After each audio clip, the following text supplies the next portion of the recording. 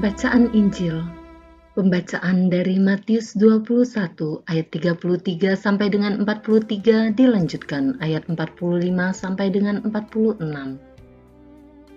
Ia adalah ahli waris, mari kita bunuh. Inilah Injil suci menurut Matius.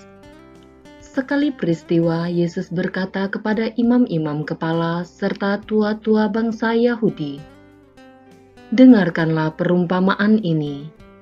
Seorang tuan tanah membuka kebun anggur dan menanam pagar sekelilingnya. Ia menggali lubang tempat memeras anggur dan mendirikan menara jaga di dalam kebun itu. Kemudian ia menyewakan kebun itu kepada penggarap-penggarap, lalu berangkat ke negeri lain. Ketika hampir tiba musim petik, ia menyuruh hamba-hambanya kepada penggarap-penggarap itu untuk menerima hasil yang menjadi bagiannya. Tetapi para penggarap menangkap hamba-hamba itu, yang seorang mereka pukul, yang lain mereka bunuh, dan yang lain lagi mereka lempari dengan batu.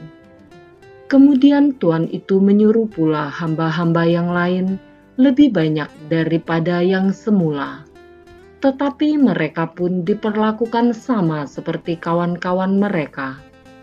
Akhirnya tuan itu menyuruh anaknya kepada mereka. Pikirnya, anakku pasti mereka segani. Tetapi ketika para penggarap melihat anak itu, mereka berkata seorang kepada yang lain, "Ia adalah ahli waris. Mari kita bunuh dia, supaya warisannya menjadi milik kita."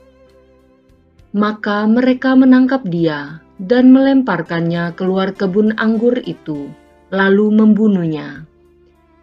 Maka apabila tuan kebun anggur itu datang, apakah yang akan dilakukannya dengan penggarap-penggarap itu? Kata imam-imam kepala dan tua-tua itu kepada Yesus, "Ia akan membinasakan orang-orang jahat itu, dan kebun anggurnya akan disewakannya kepada penggarap-penggarap lain yang akan menyerahkan hasil kepadanya pada waktunya." Kata Yesus kepada mereka, "Belum pernahkah kamu baca dalam kitab suci, batu yang dibuang oleh tukang-tukang bangunan telah menjadi batu penjuru? Hal itu terjadi dari pihak Tuhan, suatu perbuatan ajaib di mata kita. Sebab itu aku berkata kepadamu, kerajaan Allah akan diambil daripadamu dan akan diberikan kepada suatu bangsa yang akan menghasilkan buah kerajaan itu." Mendengar perumpamaan Yesus itu, imam-imam kepala dan orang-orang Farisi mengerti bahwa merekalah yang dimaksudkannya.